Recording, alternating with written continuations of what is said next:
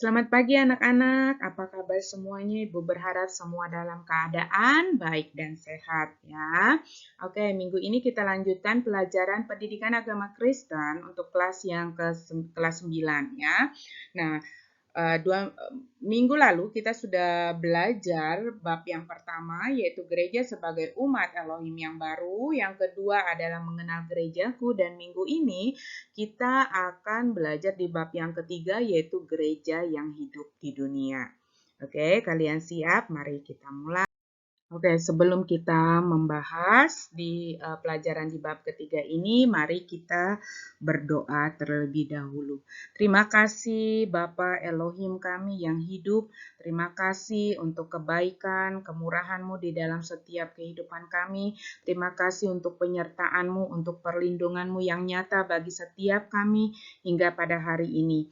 Bapa, sebentar kami mau memulai pelajaran kami pada minggu ini. Kami akan belajar di bab yang ketiga, bagaimana gereja yang hidup di dunia.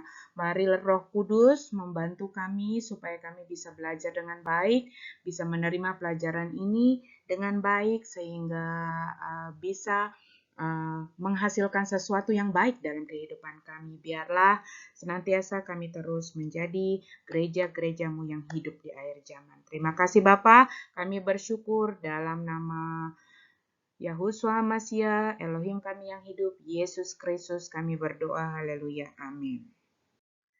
Oke, bahan Alkitab ya. Oke, sebelum kita memulai pelajaran, siapkan Alkitab dan buku catatan. Oke, Alkitab dan buku catatan.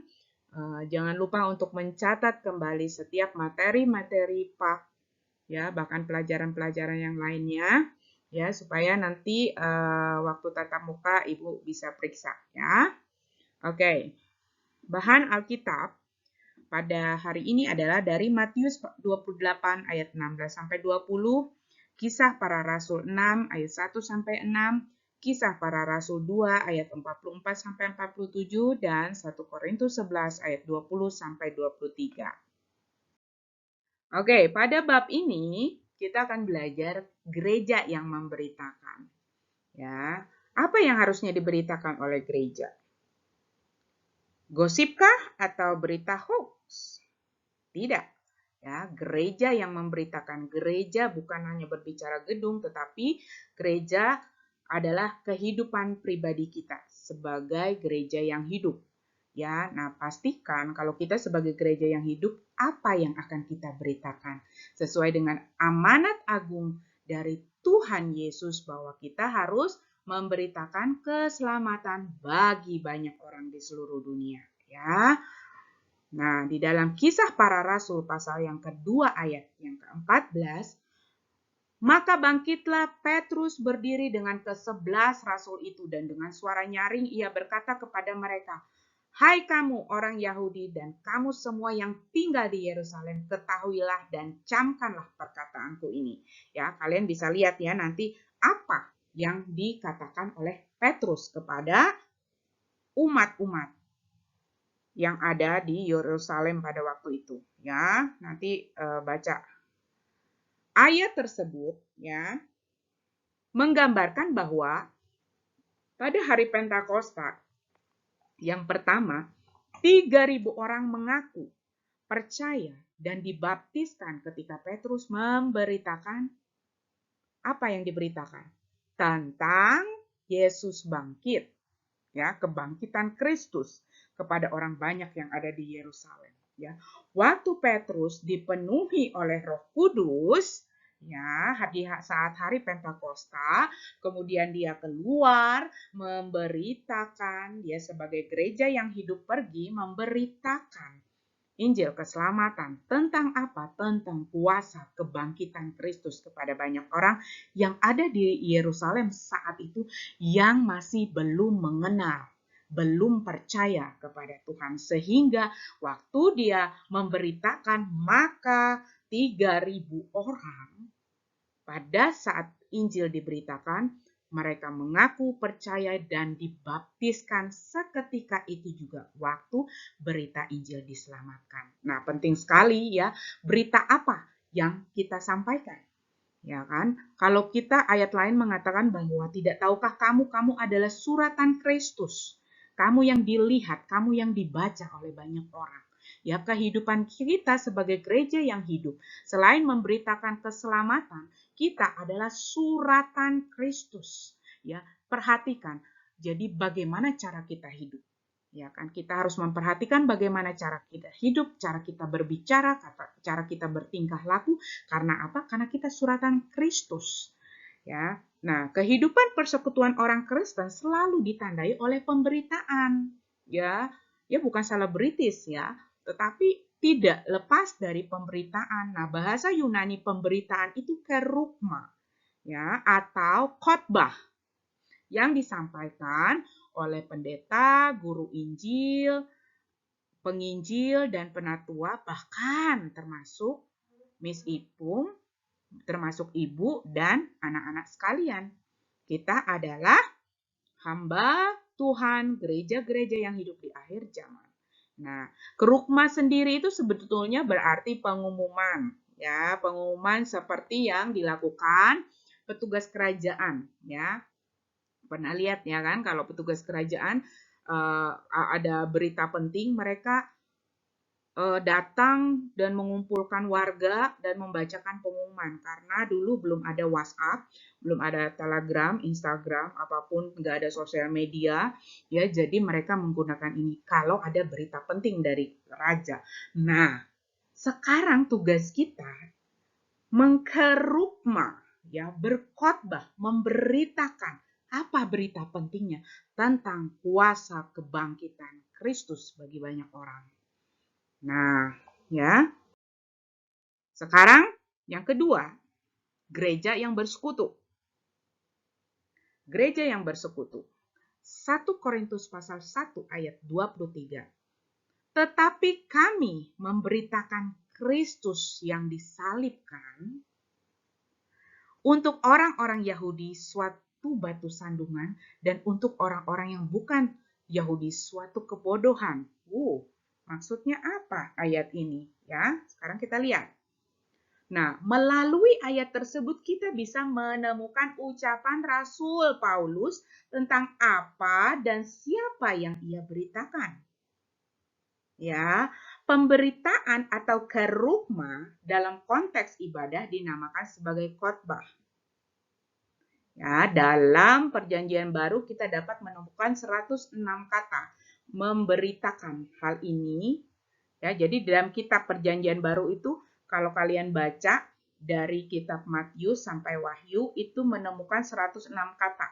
Ya, itu Perjanjian Baru aja. Ya, kata memberitakan. Nah, hal ini menunjukkan bahwa kata kerja memberitakan itu verb, ya, doing work, kata kerja. Jadi memiliki posisi sentral atau pusat dalam kehidupan orang Kristen. Artinya, nah, si Rasul Paulus ini berkata, siapa yang dia beritakan? Memberitakan Kristus yang disalib. Ya.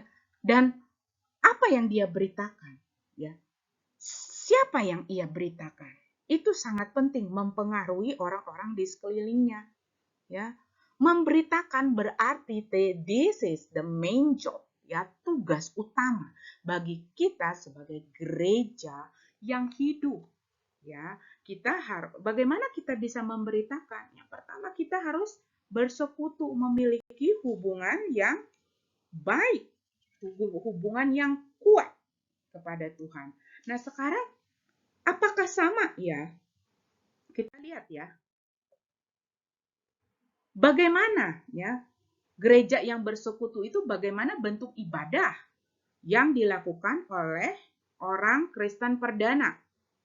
Apakah sama dengan gereja masa sekarang seperti sekarang ini? Ya, tentunya tidak sama ya, karena semakin perkembangan zaman, semakin gereja semakin terbuka, maka semakin banyak perbedaan. Ya, perbedaan yang kita temukan ya, cara beribadahnya.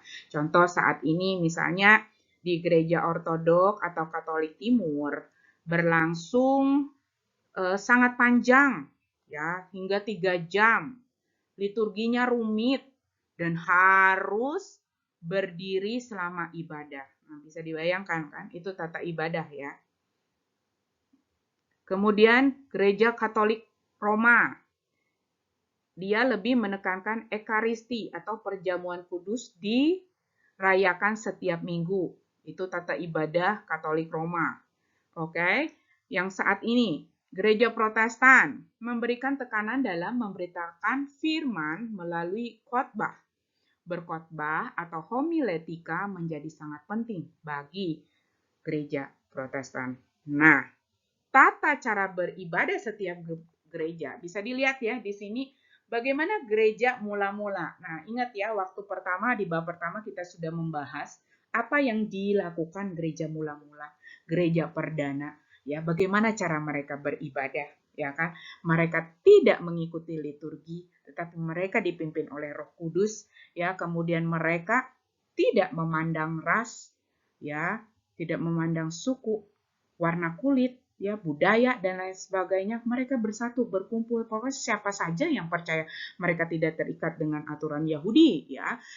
Siapa saja yang percaya, ya, sudah bersunat maupun belum bersunat, boleh beribadah kepada Tuhan. Ya, itu gereja perdana, ya, orang-orang perdana. Nah, tata cara beribadah setiap gereja berbeda-beda. Sementara gereja pertama sangat mirip awalnya dengan apa? Orang Yahudi, mirip, ya. Seperti dalam Kisah Rasul pasal 3 ayat 1, pada suatu hari menjelang waktu sembahyang, yaitu pukul 3 petang, naiklah Petrus dan Yohanes ke bait Allah. Nah, artinya gini, kunci untuk memahami dalam bahasa Indonesia, hari pertama disebut hari Minggu. Itu berasal dari Portugis, domingo.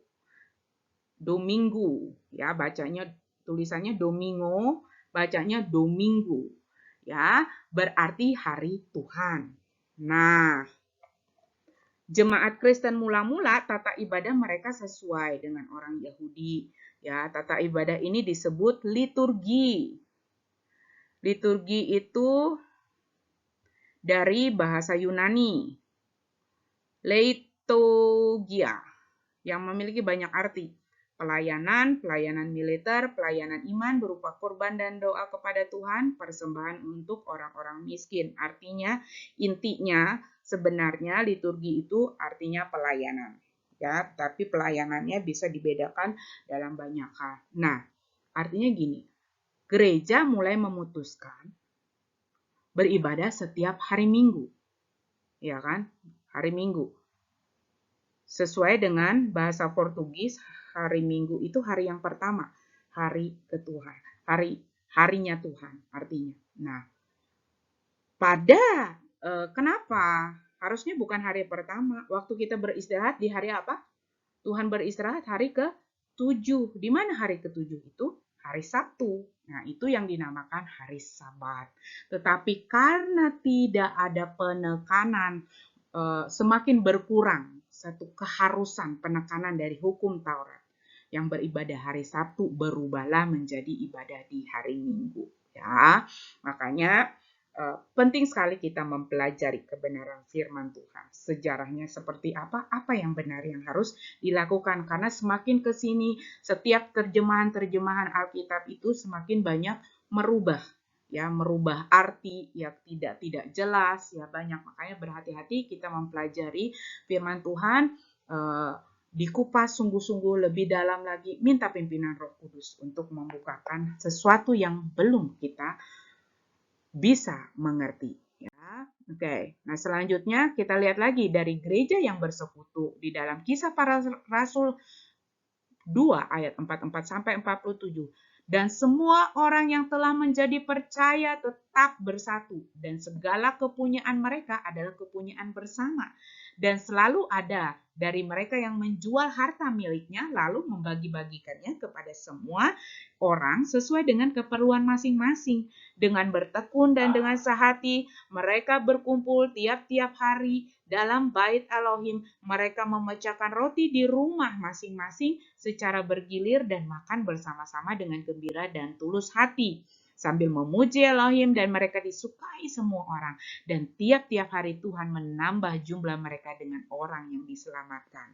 Nah, ingat waktu kita mempelajari bagaimana gereja harusnya memiliki gereja terbuka seperti gereja pada mulanya, seperti itu. Mereka hidup di dalam kesatuan, kebersamaan. Mereka menjual harta milik mereka, ya. Apa yang mereka punya dibagi, ya, dengan orang yang membutuhkan. Itu gereja sesungguhnya, ya. Nah, saling berbagi dilakukan untuk mengenang kematian Tuhan Yesus. Sebab di dalam kematiannya, Yesus membagikan kehidupannya dengan manusia melalui jamuan makan malamnya yang terakhir.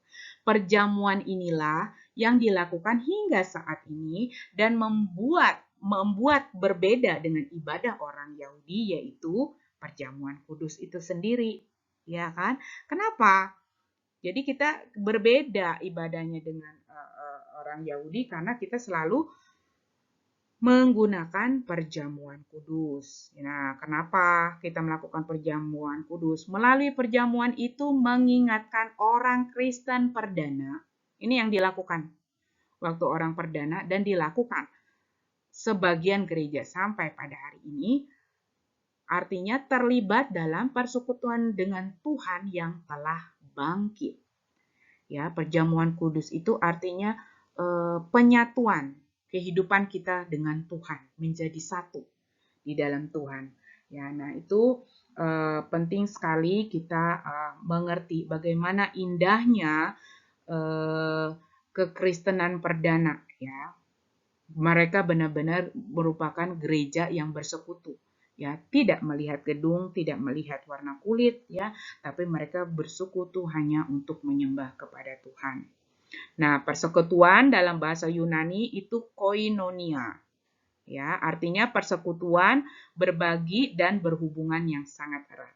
Ya, persekutuan dalam bahasa Yunani koinonia, ya. Jadi ada istilah-istilah yang perlu kalian ingat, ya. Nanti kalau ada kuis misalnya itu akan keluar, kalian tahu, ya.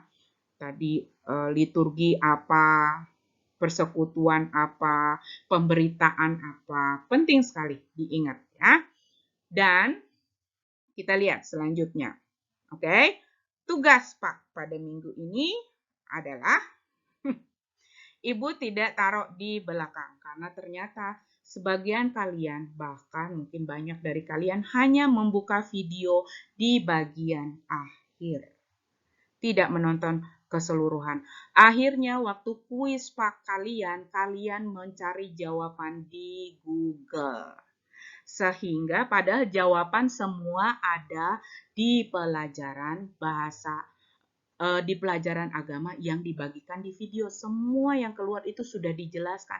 Tetapi karena banyak mencari di Google, banyak melakukan kesalahan. Ya. Jadi belajar, membuat catatan, ya, mengerjakan soal sesuai dengan penjelasan. Ya. Jangan mengarang indah. Oke. Miss sengaja taruh di tengah-tengah, ya, supaya tahu. Supaya nonton juga videonya. Ya, tugasnya yaitu tulislah isi dari pidato Pendeta Dr. Martin Luther King Jr. dengan judul Aku Bermimpi pada saat mengadakan March Washington, yaitu berunjuk rasa menuntut persamaan hak untuk orang-orang kulit hitam. Cari, kalau yang ini cari di Google. Ya kan? Kemudian kerjakan tugas halaman 34, buku Pak pada kegiatan 5 nomor 1 dan 2. Link buku dikirim terpisah. Oke? Nah, kita lanjutkan. Setelah kita mempelajari gereja yang memberitakan, gereja yang bersekutu, di dalam bab ini kita mempelajari gereja yang tidak membeda-bedakan, ya.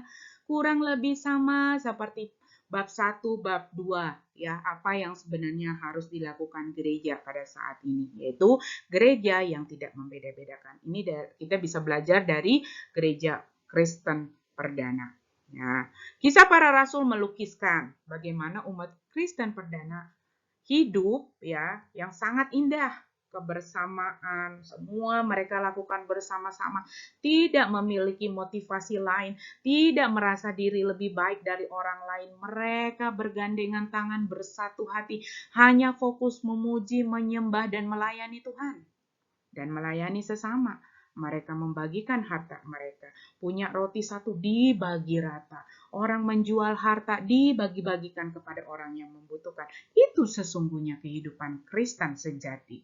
Nah, sambil di dalam Kisah Rasul pasal 2 ayat yang ke-47, sambil memuji Elohim dan mereka disukai semua orang.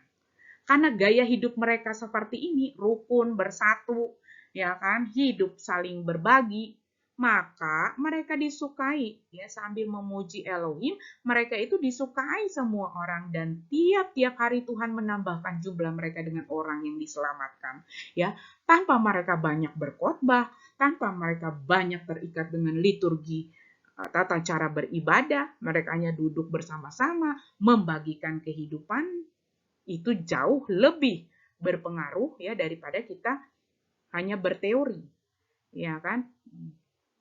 Gereja Kristen perdana, mereka benar-benar membagikan kehidupan Kristus bagi banyak orang. Sehingga apa? Mereka menyenangkan hati Tuhan. Tuhan pun menambah-nambahkan jumlah mereka setiap harinya. Galatia 3 ayat 28. Dalam hal ini tidak ada orang Yahudi atau orang Yunani, tidak ada hamba atau orang merdeka, tidak ada laki-laki atau perempuan, karena semua adalah satu di dalam Kristus Yesus. Itu gereja Kristen perdana. Makanya disebut kehidupan yang sangat indah.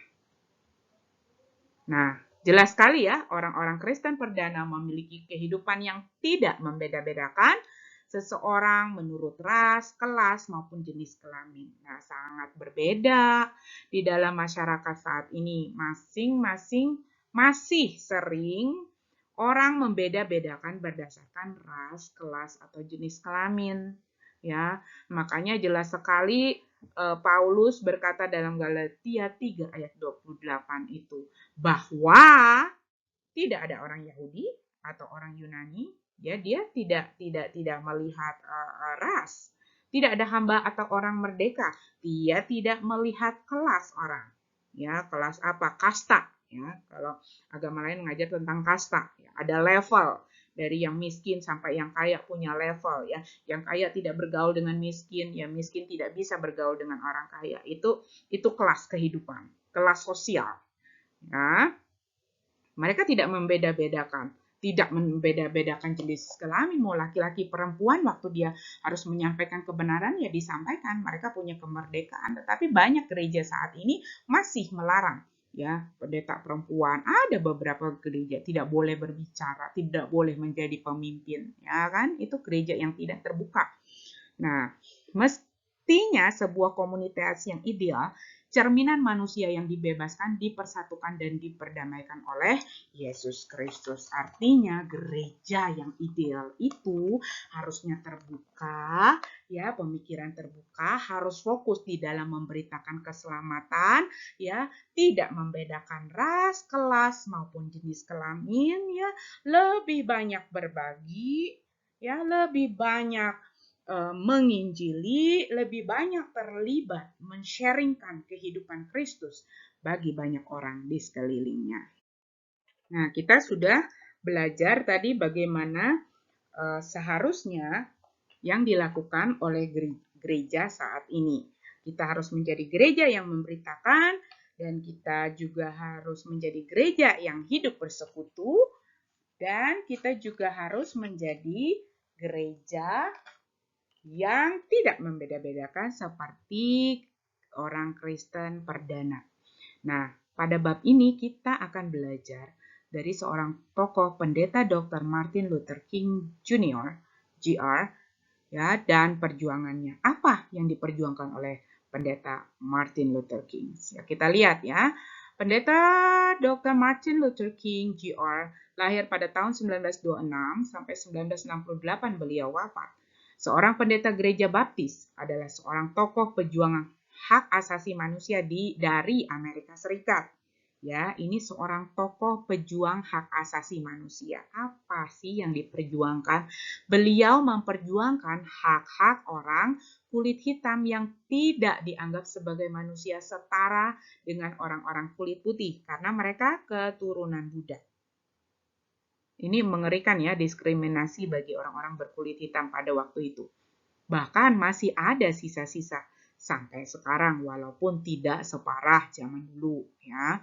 Diskriminasi terjadi bagi orang-orang kulit hitam, di antaranya mereka dilarang masuk ke tempat-tempat umum, tidak boleh ya. Kemudian mereka juga tidak bisa masuk ke restoran-restoran karena restoran-restoran banyak disediakan khusus bagi orang-orang kulit putih. Bahkan gereja bagi orang kulit hitam pun dipisahkan. Ya kan? Ingat kejadian Mahatma Gandhi waktu itu, ya kan? Beliau bukan orang Kristen, tapi beliau senang mempelajari Alkitab. Makanya dia bilang apa? I like your Christ, but I don't like Christians. Ya, karena itu membeda-bedakan. Nah, ini terjadi diskriminasi. Inilah yang diperjuangkan oleh Bapak Martin Luther. Bahkan apabila naik bus, mereka harus duduk di belakang.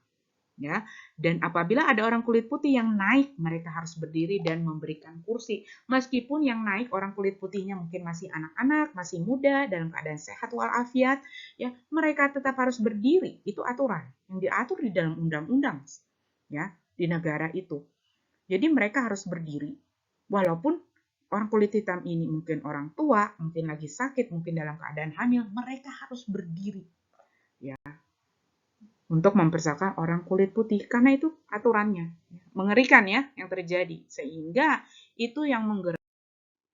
Nah, inilah yang menggerakkan pendeta Dr. Martin Luther King Jr. ya untuk melakukan sesuatu, melihat diskriminasi yang luar biasa bagi orang-orang kulit hitam. Ya, perjuangan pendeta Dr. Martin Luther King itu dimulai ketika ada kejadian ya, ketika seorang wanita kulit hitam bernama Rosa Parks ya, waktu itu ceritanya dia naik bus, kemudian ada orang kulit putih naik, tapi Rosa Parks ini menolak menyerahkan kursinya. Kenapa?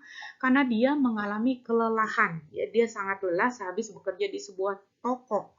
Ya, nah, dan apa yang terjadi? Bahkan si supir waktu itu menyuruh Rosa Parks ini untuk berdiri, tapi tanpa bergeming. Ya, si Rosa Parks ini nggak mau.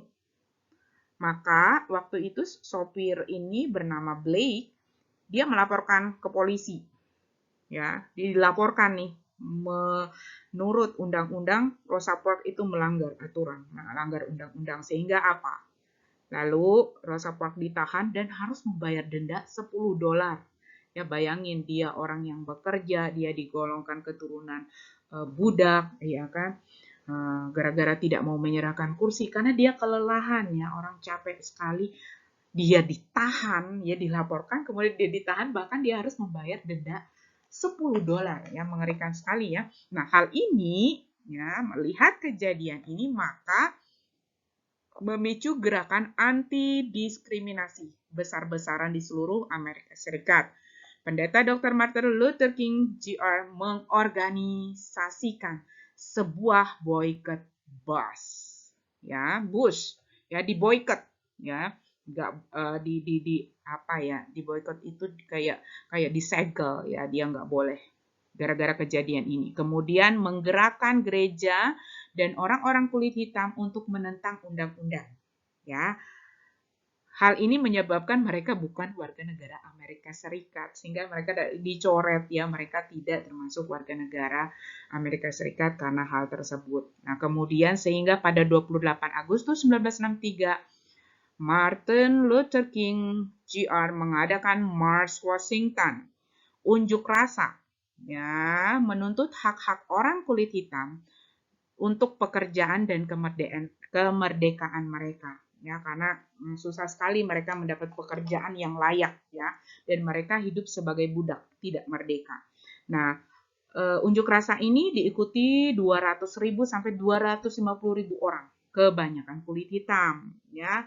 Berarti ada beribu-ribu orang simpatisan dari kulit putih yang mendukung dari gerakan Martin Luther King Jr. Ya. Nah, pada kesempatan itu juga beliau berpidato. Ya, dengan judul pidatonya Aku Bermimpi. Nah, pidato ini yang menjadi PR kalian. Ya, cari di Google atau nanti pas Ibu kirim buku, mungkin ada di dalam bukunya, silahkan dicari, ditulis apa sih isi dari pidato Martin Luther King Jr. ini. Ya. Nah, ini selesai sampai hari ini. Ya, terima kasih sudah mendengarkan. Terima kasih sudah menyimak video ini. Miss berdoa untuk menutup pelajaran kita hari ini. Terima kasih Bapak, kami sudah belajar bagaimana kami harus menjadi gereja-gereja yang hidup, gereja-gereja yang memberitakan kebenaran, keselamatan, kuasa kebangkitan-Mu, gereja-gereja yang selalu hidup di dalam persekutuan, bersekutu dengan Engkau, bersekutu dengan sesama, gereja yang tidak membeda-bedakan kelas, tidak membeda-bedakan ras, bahkan jenis kelamin apapun ya Bapak. Belajar untuk menghargai hidup saling berbagi. Biarlah setiap benih firman yang ditabur pada hari ini akan terus berkembang, bertumbuh, bahkan menghasilkan buah yang tetap bagi setiap murid-murid yang mendengarkan. Berkati orang tua mereka, pekerjaan mereka, berkati murid-murid yang ada, bahkan berkati guru-guru dan sekolah Permata Bangsa. Terima kasih Bapak, kami bersyukur kami sudah selesai hari ini. Di dalam namamu kami berdoa, haleluya, amin. Oke, kerjakan PR-nya. Terima kasih, Tuhan Yesus memberkati. Bye.